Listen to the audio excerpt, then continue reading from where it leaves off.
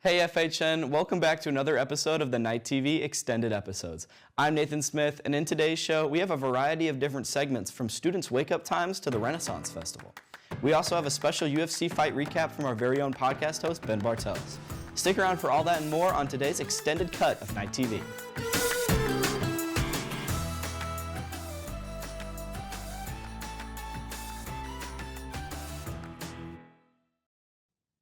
Leading off our show, we have special guest Ben Bartels, host of the Cage Talk podcast, here to share a quick UFC recap. Let's throw it over to Ben right now. What's up, FHN? I'm Ben Bartels, host of the Cage Talk podcast, the only podcast in the school where I review and talk about the most exciting sport that I'm very passionate about, MMA. Nothing compares to an amazing highlight reel level knockout or a clean-cut submission to end a fight. Fighting is the simplest, easiest sport to pick up in the world. Not everyone knows the rules of soccer or football, but everyone understands the concept of hitting and not getting hit. There's real high-tension danger every time a fighter steps into the cage. And when you watch, you feel that pressure. When your favorite fighter gets on the battlefield to fight for the future of their career. The vibes of a UFC card full of great fights top to bottom on a Saturday night are unmatched. Speaking of which, UFC 309 is going down this Saturday, and the greatest of all time across all weight classes, John Bones Jones, makes his long-awaited return to the sport to defend his heavyweight title against divisional greatest, Stipe Miocic. Fireworks are also guaranteed in the co-main event as well, with Charles "Do Bronx" Oliveira fighting Iron Michael Chandler.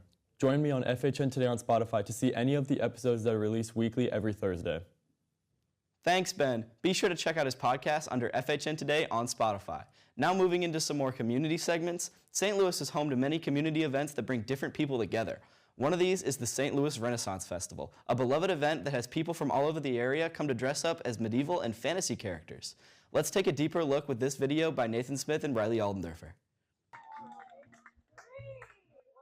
The Renaissance Festival is back in Wentzville for its 26th year. Let's see how this festival brings the local community together. I'm here a lot of weekends or at a couple different rent fairs.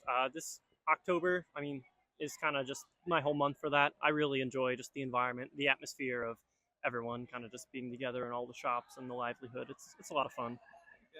One major aspect of the Renaissance Festival is to dress up like someone from that era.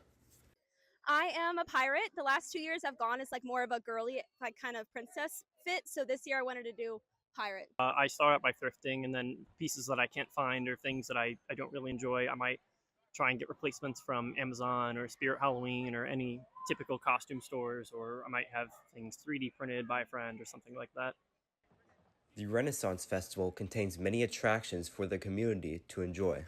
From last year, I really enjoyed when they had, I think it was like the jester up front and people just like interacting with him. It was super fun to be a part of the crowd and a part of the act.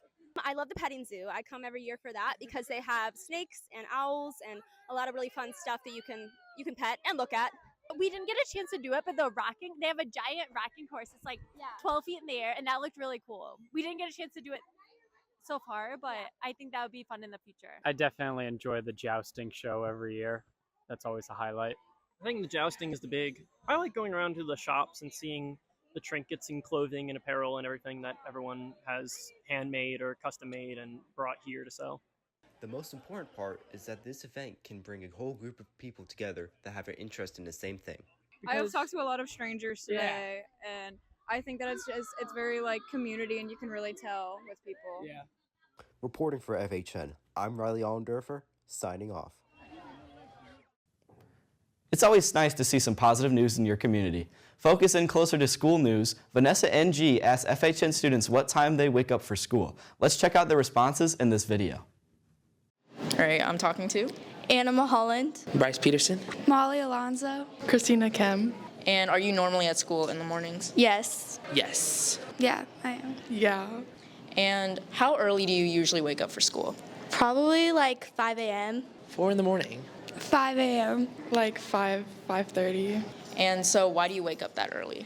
It takes me a really long time to get ready and like do my hair and stuff, so yeah. Because I have to shower in the morning because I have curly hair. Because it takes me a long time to get ready and process what I'm about to do. Because I like to procrastinate into in bed, and then I finally get up and process that I have to go to school.